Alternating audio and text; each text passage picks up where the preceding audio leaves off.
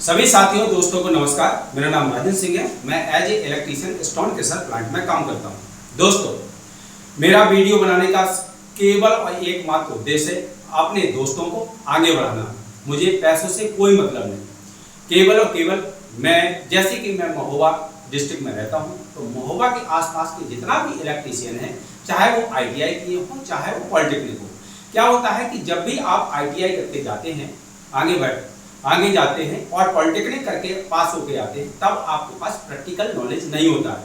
अगर आपके पास पढ़ा लिखा होने के साथ साथ प्रैक्टिकल नॉलेज होगा, तो जब भी आप कहीं भी इंटरव्यू देंगे तो या कोई भी काम चालू करेंगे, तो आपको तुरंत काम समझ में आएगा और काम ज़्यादा से ज़्यादा मिलेगा। या इंटरव्यू देंगे तो आपको तुरंत इंटरव्यू में भी क्वालिफाई हो जाएंगे और अच्छा से अच्छा नौकरी मिलेगा, ज़्यादा से ज़्यादा पैसा आपके पास होगा। दोस्तों, चाहे आप जिस फील्ड में जाए, चाहे मैकेनिकल हो, चाहे इलेक्ट्रीशियन हो या अदर कोई फील्ड हो, क्या देखते हैं कि आप कोई भी काम स्टार्ट करें, आपके साथ साथ दूसरा व्यक्ति भी काम करता है। तो अगर आप मान लीजिए एक इलेक्ट्रीशियन का काम कर रहे हैं, हाउस वायरिंग का, उसमें क्या होता है, जो पैसा हम लोग लेते हैं, चाहे वो स्क्वायर फुट के हिसाब से हो चाहे पॉइंट के हिसाब से हो, घर की फिटिंग का पॉइंट के हिसाब से हो, तो जब आप पॉइंट के हिसाब से अगर लेते हैं, तो आपने बोला मैं 110 रुपए पॉइंट में करूंगा काम, तो अगला व्यक्ति आपका 90 रुपए पॉइंट में करने के लिए तैयार होता है। वहां पर ऐसा कंडीशन आ जाता है कि आपको काम मिलना बहुत ही आसानी नहीं होता है। अब आप दिक्कत में पड़ जाते हैं, जिसकी वजह से आपको प्रॉब्लम देखने को मिलता है। इन्हीं दोस्तों के लिए मैंने आज का जो वीडियो बनाने का प्रयास किया है कि आप इसमें जो लिखा है मैंने, formula for house wiring work single phase, मतलब इस वीडियो के माध्यम से अगर यह वीडियो आप शुरू से लेकर लास्ट तक देखते हैं, तो आपको किस तरह से दूसरा इलेक्ट्रीशियन से काम को निकालना है और आप अपना काम को किस तरह से स्टार्ट करना है, यह आप इसी वीडियो के माध्यम से बताएंगे। मैं राजन सिंह आपको इस वीडियो में सभी दोस्तों को स्वागत करता हूं। दोस्तों, जैसे कि मैंने शुरुआत में बताया, आपको एक फार्मूला बताया जाएगा जिसकी वजह से आप करें। देखिए, जैसे कि आप एक इलेक्ट्रीशियन हैं, क्या होता है कि जब भी आप हाउस वायरिंग का काम करते हैं, तो जो मकान मालिक है वो सबसे पहले प्लॉट लेता है और प्लॉट में करवाता है बोरिंग। और बोरिंग में होता है, बोरिंग जब भी करवाएंगे तो समरसेबल लगवाएगा। तो समरसेबल अब आपका वहां पर एक पॉलीथिन का झोपड़ी बनाता है या खुले में समरसेबल का स्टार्टर रख देता है। जैसे कि मैंने प्रैक्टिकल में देखा है, एक समरसेबल स्टार्टर को ऐसी किसी पटिया पर रख के चला जाता है। उसमें क्या होता है, पानी भी जाता है और धूप भी जाता है, जिसकी वजह से वो खराब होने लगता है। तो जैसे ही आपको बुलाया जाए कि आप एक समरसेबल स्टार्टर को सुधारने आइए, तो उसमें क्या होता है, जब भी आप उसको, जैसे कि एक समरसेबल, बहुत कम इलेक्ट्रीशियन जानता है समरसेबल स्टार्टर का वायरिंग। अगर आप वहां पर समरसेबल स्टार्टर सुधार देते हैं और सुधारते वक्त तो आपका जो इंप्रेशन है, मतलब उसमें आप अगर नया समरसेबल स्टार्टर निकालते हैं तो लगाते हैं, तो उसमें उतना ज्यादा पैसा नहीं मिलेगा। लेकिन अगर आप उसको सुधार देते हैं तो उसमें पैसा मिलेगा, लेकिन आपको पैसा नहीं लेना है। वहां पर उनको बोलता है कि भैया हम आपसे पैसा नहीं लेंगे, आप तो अपने ही हैं, लेकिन अगर भविष्य में हमारा जरूरत हो तो आप बोलिएगा। तो वहां पर वह मकान मालिक समझता है कि ये तो बहुत अच्छा इलेक्ट्रीशियन है, पुराना सामान को भी सही कर दिया और मेरा काम भी बना दिया। इससे क्या होता है, आपको जब भी कोई भी हाउस वायरिंग का काम, जैसे स्लैब पाइपिंग या अदर कोई के लिए काम बोला जाएगा, तब आपको ही पहले प्राथमिकता दी जाएगी।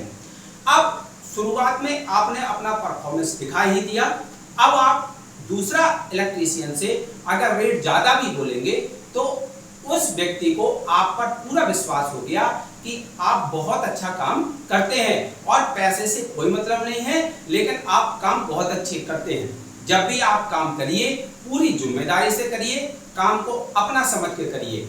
और तीसरा बहुत इंपॉर्टेंट बात कि किसी का भी सामान, चाहे आपके साथ हेल्पर हो या आप हो, किसी को छूना मत। चाहे वो सोना क्यों नहीं पड़ा हो, क्योंकि जहां ईमानदारी होती है वहां आपका विकास जरूरी है। तो आज आप आते हैं इस टॉपिक पर, जैसे कि formula for house wiring single phase. तो हमें सिंगल फेज का स्टार्टर सीखना है। मेरा लास्ट वीडियो में आपको बताया गया था कि जो रिले वाला समर्सिबल स्टार्टर है उससे पहले आपको विदाउट रिले वाला समर्सिबल स्टार्टर का वायरिंग बताया गया था। आज हम सीखेंगे समर्सिबल स्टार्टर का वायरिंग। कौन सा? रिले वाला। तो सबसे पहले हम देखेंगे यहां पर आपको वोल्ट मीटर, इसमें कौन कौन सा कंपोनेंट लगा रहता है। तो अपना वोल्ट मीटर लगा रहता है, एम्पियर मीटर लगा रहता है, एनओ बटन और एनसी बटन लगा रहता है। अब इसको किस तरह से हम एक समर्सिबल स्टार्टर पर देखेंगे। तो सबसे पहले हम पावर एंड कंट्रोल वायरिंग समझ लेते हैं। पहले हम देख लेते हैं कि हमारा वोल्ट मीटर किस तरह का दिखता है, एम्पियर मीटर किस तरह का दिखता है और एनओ बटन किस तरह का दिखता है और एनसी बटन किस तरह का दिखता है।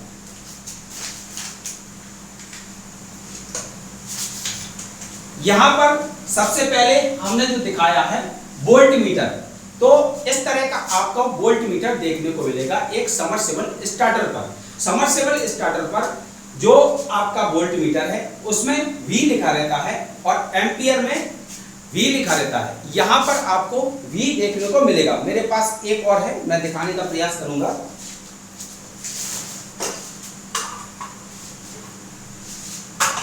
यहां पर आप देख सकते हैं कि यहां पर V लिखा है, तो यह आपका वोल्ट मीटर है। तो वोल्ट मीटर में क्या होता है, पीछे आपके इस तरह के टर्मिनल देखने को मिलते हैं। तो इसमें क्या होता है, हम न्यूट्रल और फेज का कनेक्शन करते हैं। अगर हम न्यूट्रल और फेज का कनेक्शन करेंगे, एक में फेज एक में न्यूट्रल, तो आपका जो वोल्ट मीटर है वह वोल्टेज दिखाना चालू हो जाता है। अगर इसमें क्या है, वोल्ट मीटर भी कई प्रकार का आता है, 2 फेज, सिंगल फेज। तो इसमें क्या है, सिंगल फेज का वोल्ट मीटर, इससे देखने को ये मिलता है कि हमारा जो है 300 तक वोल्ट जाता। अगर इससे ऊपर देंगे तो यह खराब हो जाएगा। तो यह आपका वोल्ट मीटर है। जैसे कि शुरुआत में हमने बताया है, वोल्ट मीटर 2 तरह के आप देखने को मिल सकते हैं आपको, एनालॉग और डिजिटल। ये एनालॉग है यानी कि सुई वाला, इस तरह का भी आपको देखने को मिलेगा। ये आपका डिजिटल है, ये एकदम डिजिटल है। इसमें क्या होता है, ये आपका एम्पियर मीटर है। इसी तरह का वोल्टेज मीटर भी आता है जिसमें आपको एक इस तरह के कनेक्शन करने को मिलते हैं। मैं इसको और डिटेल से दूसरा वीडियो में बताने का प्रयास करूंगा। अब आपको देखने को मिलेगा एम्पियर मीटर, जो इधर पे देखने को मिलेगा आपका एम्पियर मीटर। यहां पर ए लिखा रहता है। इसमें क्या होता है, बिल्कुल सेम वैसे ही टर्मिनल देखने को मिलेंगे, लेकिन हमें इसका कनेक्शन एक तार पर करता है, यानी कि इधर से हमें इनपुट इन करना है और इधर से आउट करना है एक ही तार को। मतलब हमें इसमें न्यूट्रल फेज ना देकर एक ही तार में हमें फेज का कनेक्शन इसमें करना है। ये फेज को इसमें इन करेंगे, इधर से आउट करेंगे। तो हमारा एम्पियर मीटर, जब भी हम लोड डालेंगे लोड साइड से, तो यहाँ पर रीडिंग शो हो जाता है। यह एनालॉग टाइप का आपका मीटर है। साथ में हम क्या देखेंगे कि हमारा एनओ बटन, यानी कि NO button normally normally open button और एनसी नॉर्मली क्लोज बटन देखने को मिलेगा। यह किस तरह का होता है, यहां पर देखते हैं। यह आपका जो है एनओ बटन है, यह हरा कलर का होता है। इसका मतलब यह हमारा हरा कलर का बटन है, तो इसका मतलब होता है चालू, यानी कि हरा। जिस तरह से ट्रेन में हरी झंडी दिखाई दी जाती है तो ट्रेन चलना चालू हो जाता है, इसी प्रकार से ये आपका हरा बटन है। हरा बटन जो है वो आपको किसी भी चीज को चालू करने के लिए दिया जाता है। तो हमने यहाँ पर एनओ बटन दिया। दूसरा, इसको कैसे चेक करेंगे सही है गलत है। तो जब भी हम इसको ऐसे देखेंगे तो आपका मल्टीमीटर को आप कंटिन्यूटी पर लगा लीजिए और मल्टीमीटर का एक प्रोब को आप लाल वाला प्रोब को इधर लगाइए और काला वाला प्रोब को इधर लगाइए। तो इसमें क्या होता है, आपका जो है बीप का आवाज नहीं आएगा। जैसे ही आप इसको पुश करेंगे तो आपको बीप का आवाज आएगा। अब इसको आप स्टार्ट पुश बटन भी बोलते हैं। और दूसरा है एनसी बटन। एनसी मतलब नॉर्मली क्लोज। या अगर मल्टीमीटर में हम इसको कंटिन्यूटी पर लगाकर चेक करेंगे तो आपका अगर इसमें दोनों में चेक करेंगे तो बीप का आवाज आएगा, और जैसे ही हम इसको पुश कर देंगे बीप का आवाज आना बंद कर देगा। मतलब यह स्वतः ही क्लोज रहता है। अगर हम इसको पुश करेंगे तो यह ओपन हो जाएगा। अब हमारा आता है पावर एंड कंट्रोल डायग्राम। तो हम सबसे पहले पावर डायग्राम समझ लेते हैं। पावर डायग्राम में हमने यहाँ पर एक और एक न्यूट्रल को लिया है। यहाँ पर ये फेज है और यहाँ पर हमने न्यूट्रल को लिया है। तो सबसे पहले हमने यहाँ पर एमसीबी को लगाया हुआ है। एमसीबी यहाँ पर सबसे पहले हम फेज न्यूट्रल का बारे में देख लेते हैं। तो यहाँ पर मेरे पास एक कॉन्टेक्टर है जो कि मैंने बताना आपको भूल गया हूँ। ये आपका कॉन्टेक्टर है, इसको रिले कॉन्टेक्टर भी बोलते हैं। यह इस तरह का देखने को सबमर्सिबल के अंदर मिलेगा, जिसमें ऊपर आपको 4 टर्मिनल देखने को मिलेंगे, 2 इनपुट के 2 आउटपुट के, और नीचे 2 कॉइल के कनेक्शन भी देखने को मिलेंगे। यह कॉइल के हैं जो कि डायग्राम में साफ साफ लिखा रहता है कि यह सिंगल फेज का है, 2 फेज का, 3 फेज का, जो भी हो, सब कोई भी आप कंपोनेंट को यूज करेंगे सबसे पहले उसका डायग्राम जरूर देखेंगे। तो यहाँ पर एक कॉइल का 2 कनेक्शन दिया गया है जिसमें हम न्यूट्रल और फेज का कनेक्शन करते हैं, जिससे यह कॉन्टेक्टर ऑपरेट होने लगता है। जब भी कॉइल एनर्जाइड होगा तो इसमें लगा हुआ फिक्स कॉन्टैक्ट जिसमें कॉइल लगा है उसमें मैग्नेट जनरेट होगा और मूविंग कॉन्टैक्ट आपस में चिपक जाएगा। इन दोनों के बीच में एक स्प्रिंग लगा, 2 स्प्रिंग लगा रहता है। अगर कॉइल एनर्जाइड करना बंद कर देंगे तो कॉइल बाहर की तरफ ढकेल देगा, जिससे क्या है, यह जो इसके टर्मिनल हैं वो क्लोज थे वो ओपन हो जाते हैं। यह इसका वर्किंग प्रिंसिपल है। केबल कॉन्टेक्टर आपका एक प्रकार का स्विच है जो हाई रेटेड करंट को फ्लो कराने के लिए किया जाता है। अब यहाँ पर हम समझ लेते हैं सबसे पहले एमसीबी। मैं यहाँ पर कॉन्टेक्टर को K1 के नाम से शो करा रहा हूँ। तो यहाँ पर मैंने सबसे पहले न्यूट्रल का कनेक्शन कॉन्टेक्टर के एक टर्मिनल पर दे दिया, जहां पर ऊपर साइड के एक टर्मिनल पर कॉन्टेक्टर का मैंने दे दिया। यहां पर अब क्या है, फेज का कनेक्शन समझ लेते हैं। सबसे पहले हमने एमसीबी यूज किया। एमसीबी का मतलब क्या होता है, जिस तरह से आपकी जिंदगी में आपका भी सेफ्टी होता है उसी तरह यह कोई भी कंपोनेंट में सेफ्टी बहुत जरूरी होता है। आपका सेफ्टी ये है, जब भी आप हाउस वायरिंग या इलेक्ट्रिकल का काम करें या थ्रेशर प्लांट में काम करें या अपने घर में काम करें, तो सबसे पहले आप अपनी सेफ्टी का विशेष ध्यान देंगे। अगर आप सेफ्टी विशेष का ध्यान नहीं देंगे, आप गलती करेंगे तो दोबारा गलती करने लायक नहीं बचेंगे। इसलिए आप मोटे सोल का जूता या सेफ्टी शू पैरों में पहनिए, हाथों में ग्लव्स और माथा में हेलमेट जरूर पहने। सबसे पहले यह सुनिश्चित कर लें जहां पर आप इलेक्ट्रिकल का काम कर रहे हैं तो वहां पर करंट नहीं आना चाहिए। सबसे पहले उसको काट दें। एमसीबी बॉक्स में आइसोलेटर या 2 पोल का एमसीबी होता है, उसको आप डाउन कर दें। तो इससे क्या होगा, आपका सेफ्टी बहुत होगा, क्योंकि आपके घर में छोटे छोटे बच्चे होते हैं, माँ बाप आपका इंतजार करते हैं। तो आप अपना सेफ्टी का विशेष ध्यान दें, क्योंकि आप अगर कुछ हो जाता है तो उनका कोई देखने वाला नहीं होगा। तो अब आप देखेंगे सबसे पहले एमसीबी। एमसीबी का फुल फॉर्म होता है miniature circuit breaker. Miniature circuit breaker इसलिए बोलते हैं क्योंकि यह बहुत ही छोटा होता है और सर्किट को ब्रेक करने वाला होता है। इसमें 2 तरह का सेफ्टी प्रोवाइड करता है, एक शॉर्ट सर्किट, दूसरा ओवरलोड। इसमें तो नहीं लिखा हुआ है, लेकिन बहुत सारा एमसीबी में लिखा रहता है लाइन और लोड। तो हम सबसे पहले सेफ्टी समझ लेते हैं शॉर्ट सर्किट का। तो शॉर्ट सर्किट में क्या होता है, इसमें जो लाइन और लोड लिखा रहता है, हम एमसीबी के ये आपका कई प्रकार का देखने को मिलता है, सिंगल पोल, डबल पोल, 3 पोल और 4 पोल। यह एमसीबी आपका सिंगल पोल का है।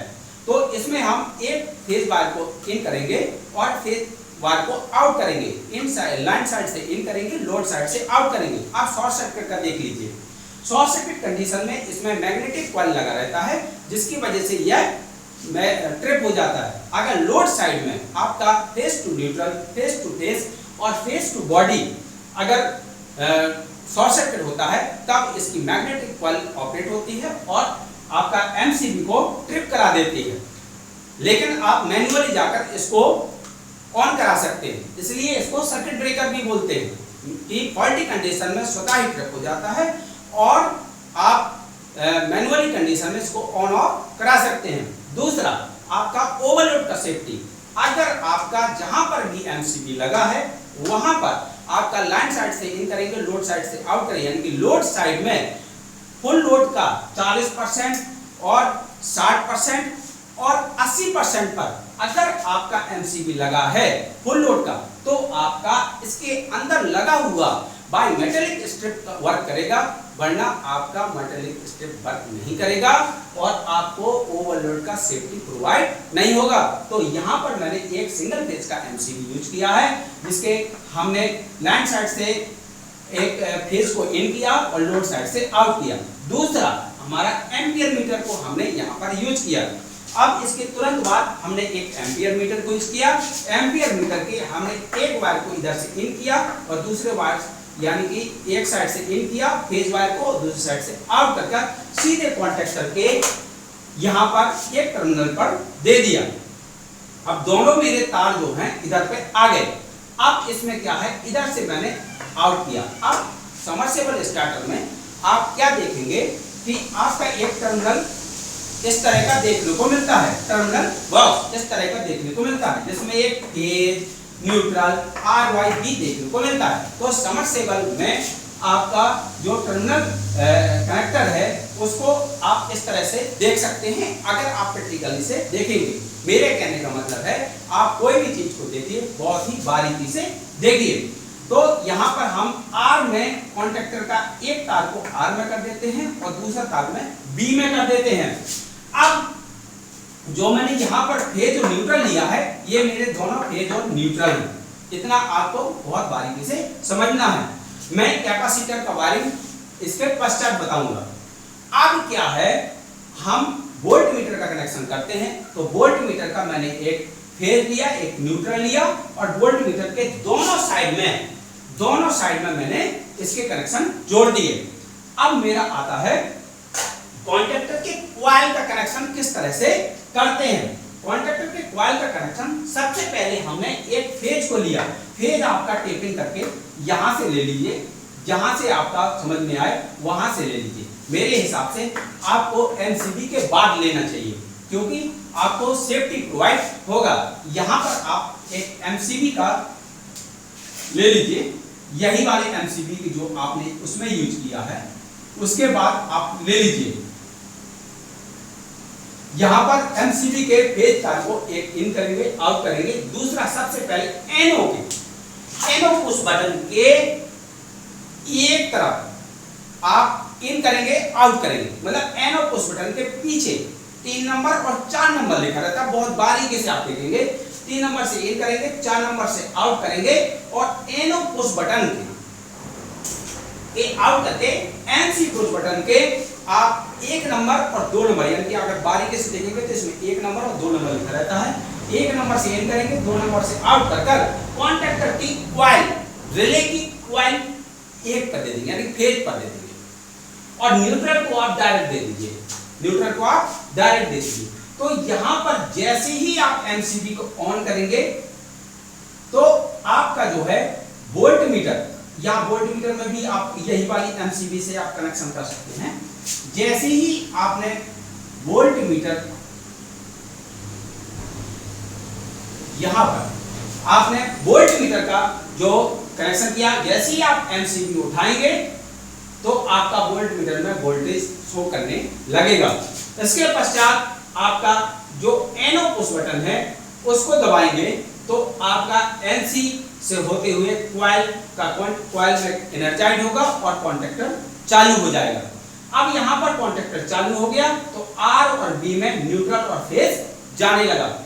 अब क्या है, इसका जैसे ही आप इसको छोड़ देंगे, हरे बटन को पुश करना छोड़ देंगे, इस तरह का पुश करना छोड़ देंगे, तो आपका कॉन्टेक्टर का कॉइल जो है वो एनर्जाइज होना बंद कर देगा और कॉन्टेक्टर का किट है वो जो लगा हुआ था वो हट जाएगा, जिससे आर और बी में नहीं आएगा।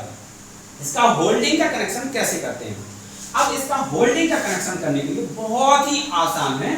कॉन्टैक्टर के आउटपुट में, यहाँ की आपने इधर दिया, इधर आउटपुट में यानी कि शुरुआत में दिया, इधर दूसरे साइड आउटपुट में से एक वायर को ले जाकर एनसी से पहले एक नंबर पर जोड़ देते हैं।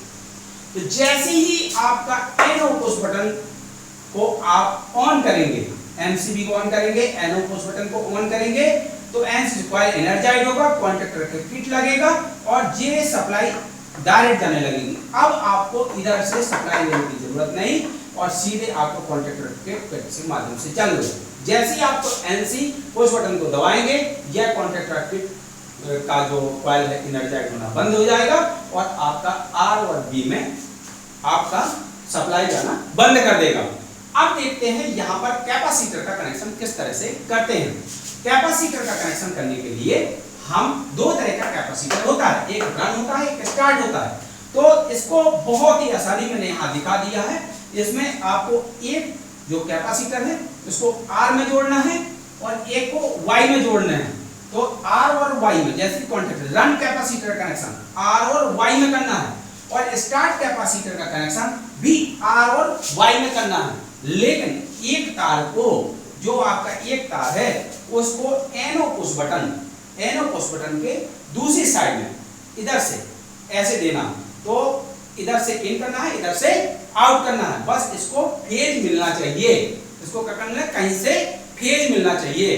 तो आपका जैसे ही आपको इसको दबाएंगे तो स्टार्ट कैपेसिटर भी ऑन होगा, साथ में आपका कॉन्टैक्टर ऑन होगा और आपका रन कैपेसिटर भी चालू हो जाएगा।